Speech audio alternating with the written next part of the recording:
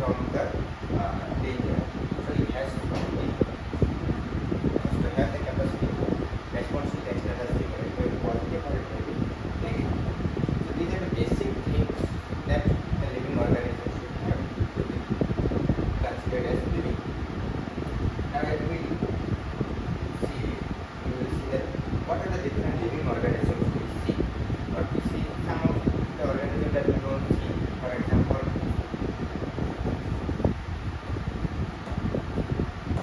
bacteria we do not see, but we know that bacteria is there. আমরা একটা খাবার রেখে কিছুক্ষণ পরে খাবারটা নষ্ট হয়ে যাবে। এই কারণটা কি? তার মধ্যে কোনো অন্য কোনো অর্গানিজম গ্রো করছে যেটা খাবারটাকে নষ্ট করে দিচ্ছে, দ্যাট ইজ ব্যাকটেরিয়া। একটা রুটিকে আমরা যদি রুটি দিয়ে একটা বা ব্যাকটেরিয়া থেকে কিছু এটার মধ্যে কালো করছে তার মধ্যে করে থাকে, সেগুলো হলো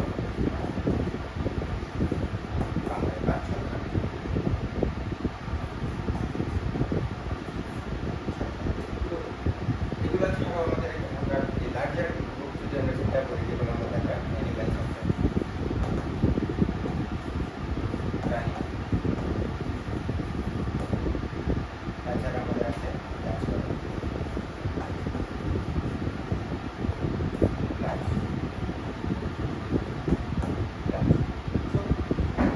these are the major groups of organisms that are there on the earth or the living world. Together we can consider them as living world.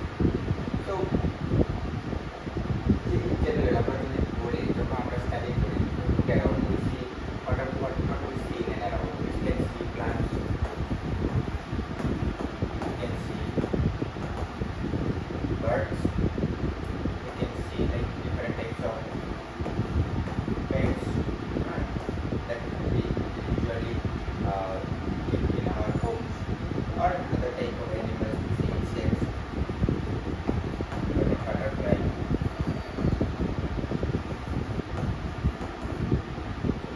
So you can see these things at home. So if we increase the certain area, so for example, like in generally the locality, we may see other different types of animals, other different types of plants and insects. So what we see, we increase the area of observation, the diversity of organisms or number of organisms also increases. Okay, so that is what biodiversity basically means. Biodiversity means what? Number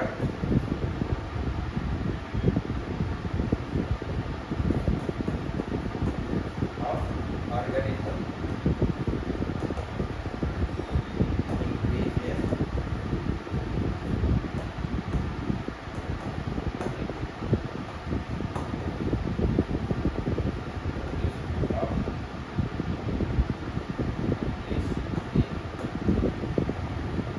area of observation.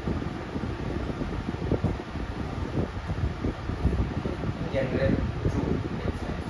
If we increase, for example, if we draw it, this is area and this is number of species. So the graph will look like this. What happens initially if we increase the surface area, we increase, then the number of observation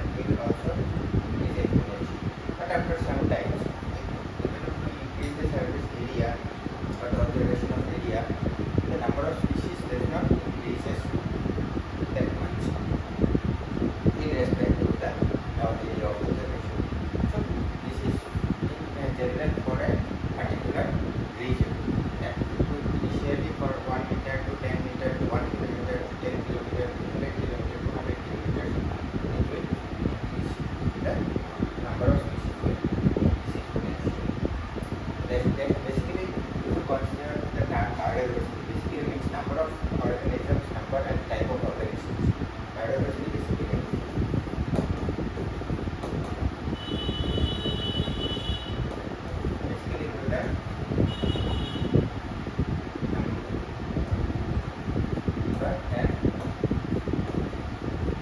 type of organisms together. So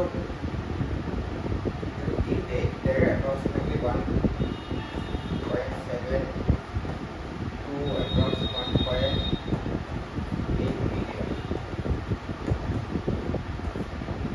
million species.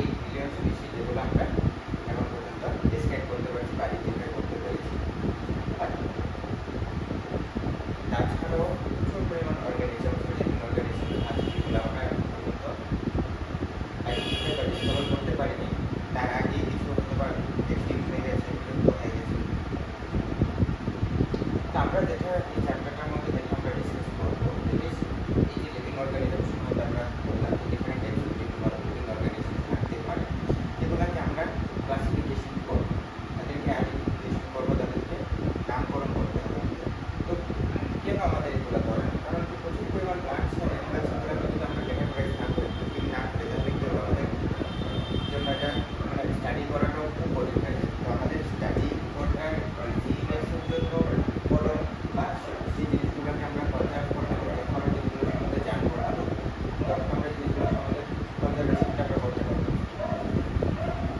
Conservation করতে তাদের আমাদের study করাটা খুব important তো এই study of living অর্গানিজমের মধ্যে আমাদের দুটিটা term আমাদের মনে রাখতে হবে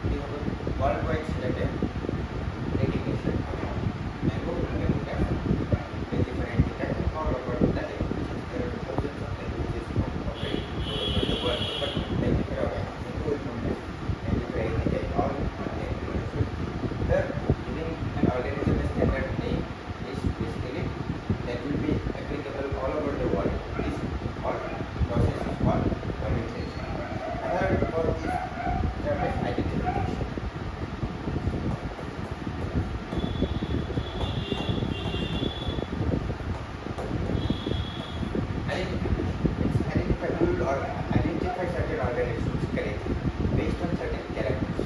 Like mango, when you see the fruit mango, like see certain characteristics.